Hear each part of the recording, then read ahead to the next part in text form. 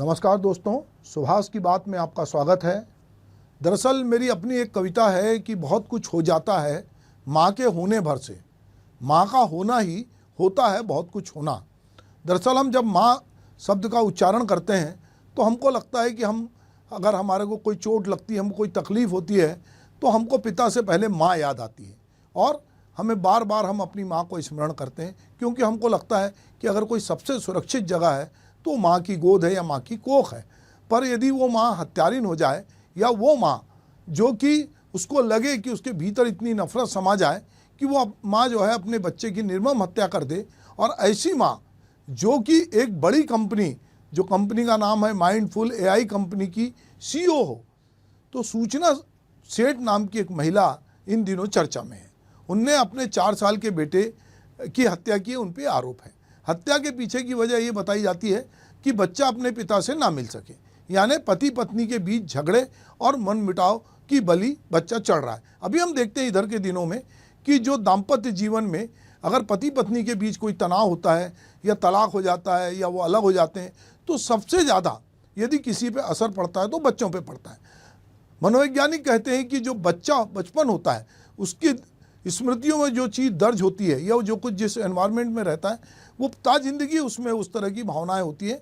तो यदि आपका बचपन सुरक्षित नहीं है, बचपन में यदि आपके साथ बहुत सारा ऐसा एनवायरनमेंट है जो आपको कहीं असुरक्षा देता है, और यदि वो असुरक्षा माता पिता के संबंधों को लेकर हो, तनाव को लेकर हो, तो बच्चा ज़िंदगी जो है कहीं ना कहीं एक डिप्रेशन में जीता है। तो ये सूचना सेठ जो सीईओ थी, उनके मामले में ये बताते हैं कि वो गोवा गई हैं बेंगलोर से, और बेंगलोर से गोवा जाकर वो वहाँ एक होटल में ठहरती हैं और वहाँ पर वो बच्चे के साथ जाती हैं। पर जब लौटती हैं, जाती हवाई जहाज़ से लौटती हैं, वो टैक्सी से लौटने की कोशिश करती हैं, पर उनके साथ बच्चा नहीं दिखता है। और जब बच्चा नहीं दिखता है और होटल के रूम में खून दिखता है तो होटल का जो केयर टेकर है वो खबर देता है और फिर इस तरह से घटना आगे बढ़ती है। तो इस मामले में जो है ये पूरा जो मामला है वो कहीं ना कहीं इसमें जो तलाक, परिवार, कैरियर, मानसिक तनाव, ये जो यौन अपराध, घरेलू हिंसा, इनसे सारी चीज़ों से कहीं ना कहीं ये आपस में कनेक्ट होते हैं इस तरह के मामले। भारत में दुनिया के मुकाबले अभी भी तलाक के मामले थोड़े कम हैं। इसे सुखद कहा जाए कि दुनिया की सबसे बड़ी आबादी वाले देश में अब भी तलाक की दर पिछले साल तक 11% रही। इसकी वजह ये भी हो सकती है, मैं इसमें एक बड़ी बात ये भी कहना चाहता हूँ कि हमारे देश में जो महिलाएँ हैं वो आर्थिक रूप से स्वतंत्र नहीं हैं, वो अभी भी पुरुष पे आश्रिता है। दूसरा ये है कि जो हमारा वैवाहिक तंत्र है उसमें महिलाएं इतनी हिम्मत नहीं जुटाती, या जो महिलाएं अपने पति को छोड़ देती हैं, तलाक लेती हैं, उन्हें लोग अच्छी नज़र से नहीं देखते। विधवा महिला जो है उसका भी जीना हराम होता है। धीरे धीरे विधवा विवाह चालू है, फिर भी हमारे यहाँ विधवाओं के साथ दोयम दर्जे का व्यवहार होता है। यदि कोई स्त्री जिसका विवाह नहीं हो रहा, लड़की है, लंबे समय तक अगर वो अविवाहित है, उसको लेकर भी बहुत तरह की बात होती है। और हमारे घर में हम ये शिक्षा भी देते हैं अपने घर में हमारे बुजुर्ग लोग की बेटियों को कि जब तुम ब्याह के जा रही हो तो वहाँ से घर मत आना, साल में 2 बार जब 30 त्यौहार हों तब तुम मायके आना। तो बहुत बार स्त्रियाँ चाहें भी अगर तलाक देना तो तलाक नहीं देती, क्योंकि उनके पास एक आर्थिक आलम्बन होता है, एक सामाजिक आलम्बन होता है। और जिस मेल डोमिनेटिंग समाज में हम रहते हैं तो बहुत सारे जुर्म जाति सहते हुए भी औरतें पति के साथ रहती हैं या ससुराल में रहती हैं। अब यहाँ मामला बिल्कुल अलग है। यहाँ सूचना सेठ जो है वो एक आर्थिक रूप से स्वतंत्र, बहुत पढ़ी लिखी महिला है। बेंगलोर की स्टार्टअप कंपनी की सीईओ हैं सूचना सेठ। वो अपने 4 साल के बच्चे की हत्या करती पूरी प्लानिंग के साथ। इस प्लानिंग के तहत वो 39 साल की सूचना सेठ अपने बेटे को लेकर गोवा आती है, होटल रूम में उसका मर्डर करती है, और 2 दिन बाद पुलिस को इस पर आशंका होती है और वो कफ सिरप का इस्तेमाल करती है। बेंगलोर की startup company mindful AI lab की फाउंडर और सीईओ सूचना सेठ जो है 6 जनवरी को गोवा के सोल बनियान ग्रैंड होटल में अपने बेटे के साथ आती हैं। 8 जनवरी को उसने होटल से चेकआउट किया, तब उसके साथ बच्चा नहीं था। वह टैक्सी से बेंगलोर के लिए निकलती है। इसके बाद गोवा पुलिस टैक्सी ड्राइवर को फ़ोन करती है, सूचना से बात कराने कहती है। सूचना से उसके बेटे के बारे में पूछताछ होती है। सूचना सेठ दावा करती है कि उसका बेटा गोवा के किसी एक रिश्तेदार के घर पर है। सूचना सेठ से भी पता चलता है कि जो पता बताती वो भी फर्जी निकलता है। इसके बाद गोवा पुलिस जो है उसको शक पक्का होता है और फिर वो टैक्सी ड्राइवर को तुरंत नज़दीकी पुलिस स्टेशन में जाने के लिए कहती है और फिर कर्नाटक के चित्रदुर्ग पुलिस स्टेशन पर वो लेके पहुंचता है। उसके बैग में बच्चे का शव मिलता है। इसके बाद कर्नाटक की पुलिस हिरासत में लेती है और पूछताछ करती है। यहाँ बहुत चौंकाने वाली बात है कि एक माँ जिसके साथ 4 साल का बच्चा है, बच्चे को लगता है कि मैं अपनी माँ के साथ सुरक्षित हूँ और बच्चे को माँ कहीं भी बुलाएगी बच्चा जाता है। और माएँ पूरी बचपन से, जब से बच्चा पैदा होता है तो प्रसव पीड़ा से लेकर बच्चे का सारा कुछ देखभाल माँ करती है। पर यहाँ माँ जो है वो बच्चे की हत्या कर रही है और उसको एक बैग में भर कर ले जाती है। ये बहुत ही खौफनाक है, बहुत ही चिंतनीय है। और हमारे समाज में इस तरह की चीज़ें लगातार अगर बढ़ रही हैं कि जहाँ पर दाम्पत्य में जो तनाव है उसकी परिणति जो है वो बच्चे की हत्या के रूप में हो रही है। पत्नी नहीं चाहती कि पति बच्चे से मिले या उससे मिले, इसलिए वो इतना बड़ा कदम उठाती है। सूचना सेठ को गोवा की जो कोर्ट है उसने 6 दिन के लिए हिरासत में लिया है और वहाँ पर उससे पूछताछ कर रही। जिस होटल में वो रुकी थी वहाँ कफ सिरप की 2 खाली बोतल भी बरामद हुई है और अलग अलग तरह के उसने बच्चे को शायद कहते हैं कि हेवी डोज दी होगी। उसके बाद वहाँ से उसने जो है बच्चे को जिस तरह भी मार के वो अपने साथ ले जा रही थी। पर ये जो एक बहुत तकिया या तौलिए से बच्चे का गला घोटा गया, कई तरह की बातें आ रही क्योंकि बच्चे का चेहरा और छाती सूजी हुई थी, नाक से खून भी पाया गया। ये पोस्टमार्टम जब हुआ तो मालूम पड़ा कि 36 घंटे पहले उसकी हत्या हुई।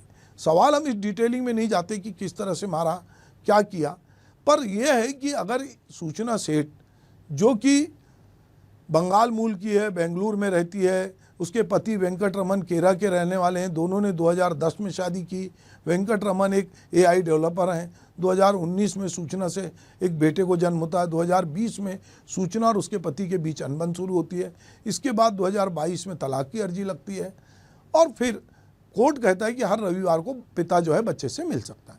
पर सूचना सेठ नहीं चाहती कि वो अपने पिता से मिले और यही वजह है कि कहीं ना कहीं वो बेटे की हत्या करती है। इसके पहले वेंकट ने अपने बेटे से बात भी की है और वेंकट जो है वो जकार्ता इंडोनेशिया में था और फिर वो आता है और पहले वो अपने बच्चे से वीडियो कॉल पे भी बात करता है और मगर इस तरह से घटना घटती है। ये एक घटना हमको चौंकाती है और हमको ये सोचने पे मजबूर करती है कि जिस माँ के साये में बच्चा अपने आप को सुरक्षित महसूस करता है, कोर्ट भी ये मानता है कि पिता हफ्ते में 1 बार मिलेगा, माँ जो है उसके साथ बच्चा रहेगा।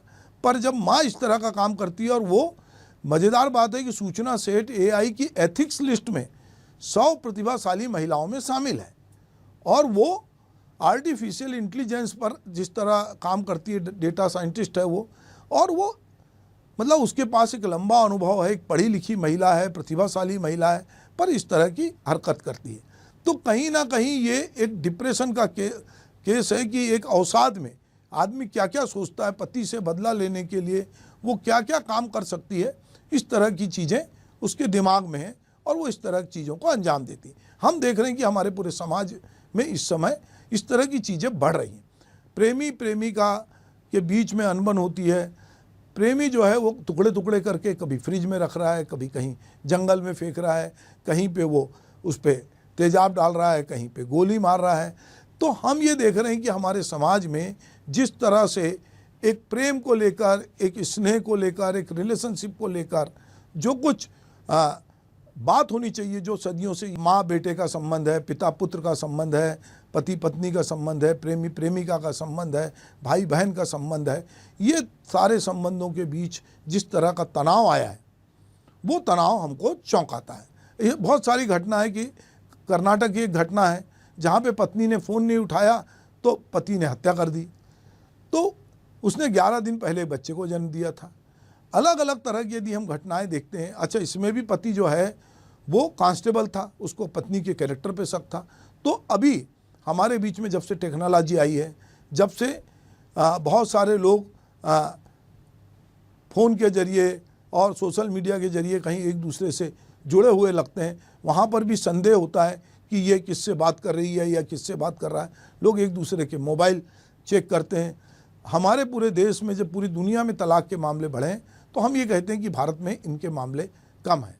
यहाँ पर शादी के बाद तलाक की नौबत कम आती थी, पर इधर के दिनों में ये मामले लगातार बढ़ रहे हैं और कहीं ना कहीं ये ऐसा लगता है कि एक तो अकेलापन जो एकाकी जीवन है वो भी एक कारण है, दूसरा जो संयुक्त परिवार टूटे हैं वहाँ पर संबंधों की जिस तरह से केयर होनी चाहिए वो नहीं हो रहे हैं, लोगों को एक दूसरे की जिस तरह से कद्र होनी चाहिए वो नहीं हो रही है।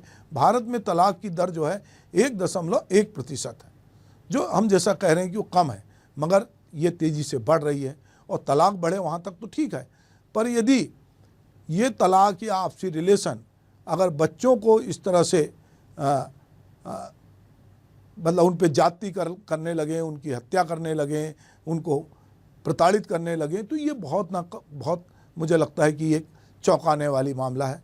पति पत्नी के बीच में चीट किए जाने के बाद उसके पार्टनर द्वारा तलाक की पहल की जाती है। आजकल शादी के बाद दूसरी जगह अफेयर के कारण भी तलाक के मामले बहुत तेज़ी से बढ़े हैं। पार्टनर के प्रति ईमानदारी की उम्मीद, खास करके मेल जो है वो स्त्री से ज़्यादा उम्मीद करता है। मेल जबकि बहुत जगह घूमता है तो वो कई बार रिलेशन बना लेता है, पत्नी उसको माफ़ भी कर देती है, पर वो स्त्री के दूसरी जगह रिलेशनशिप को माफ़ नहीं कर पाता। दूसरी कामकाजी महिलाएं हैं जिनके पास अच्छे खासे पैसे मिल रहे हैं, तो वो भी चाहती है कि उसका भी एक अपना स्वतंत्र जीवन हो और वो किसी तरह से बंधन में नहीं रहना चाहती। चूँकि अभी प्रेम विवाह हो रहे हैं तो उसमें कई बार अलग अलग विजातीय विवाह भी हैं, अलग अलग धार्मिक जो रीति रिवाज हैं वो भी अलग अलग हैं, कल्चर अलग अलग है, बोली भाषा अलग अलग है, तो ये भी कई बार लोगों के बीच में तनाव का कारण बनता है।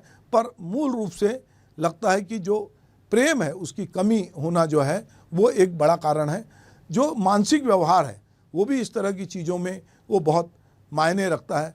पत्नी जो है अपने पार्टनर को लेकर बेहद पजेसिव होती है और कहीं ना कहीं उसको लगता है कि ये ऑफिस जा रहा है या कहीं कुछ कम कर रहा है। दोनों एक दूसरे के बीच में जब संदेह पनपता है और प्रेम कम होता है, आपसी विश्वास कम होता है और जो एक स्पेस होता है एक दूसरे को देने का, जब वो कम होता है तो वो भी एक कारण है। एक बड़ा कारण ये है कि अभी नशे की जो है वो भी प्रवृत्ति बढ़ी है और नशे के कारण एक तरह का एक एग्रेशन भी दिखाई देता है और कई बार तनाव में आदमी, या कहना चाहिए कि नशे की हालत में भी बहुत बार वो इस तरह की घटनाओं को अंजाम देता है। और एक जो जीवन स्तर है हमारा, जो लाइफ स्टाइल है, उसमें भी जिस तरह का बदलाव आया है, जो भौतिक संसाधन है, सुविधाएं हैं, वो भी कहीं ना कहीं, या कैरियर को लेकर भी जो बातचीत है, तो जो पति पत्नी के बीच में एक बाइंडिंग बननी चाहिए वो बाइंडिंग जो है आपस में नहीं हो पाती, ये भी इसके कारण है। पर हम कुछ भी हो, पर हम ये देखते हैं कि यदि पति पत्नी के बीच तनाव होता है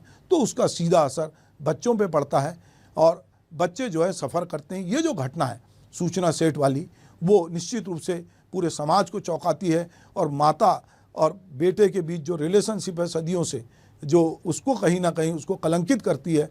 तो आने वाले समय में हम देखेंगे कि इस पूरी घटना की छानबीन के बाद क्या मामला सामने आता है, पर निश्चित रूप से इस घटना ने हम सबको चौंकाया है, क्योंकि माँ और बेटे के बीच जो संबंध है उन संबंधों में कोई कभी नहीं सोच सकता कि कोई माँ अपने 4 साल के मासूम बच्चे की हत्या करके उसको बैग में भर के इस तरह ले जाएगी और हत्या इसलिए करेगी कि जो बेटा है वो पिता से ना मिल सके। ये बहुत ही चौंकाने वाली बात है। मुझे लगता है कि इस विषय पर खुलकर समाज को बात करनी चाहिए और बच्चे जिस तरह से प्रभावित हो रहे हैं तो माता पिता को ये देखना पड़ेगा, जो अभिभावक सिंगल चाइल्ड रख रहे हैं या जो चाहते हैं कि हम बच्चे ना भी रखें, पर उनको ये देखना पड़ेगा कि मुंबई, दिल्ली, बेंगलुरु जैसे शहरों में, भले ही देश में कम है, पर 30% जो है वो बड़े शहरों में जो है तलाक की घटनाओं में वृद्धि हुई है, वो कई 3 गुना हुई है।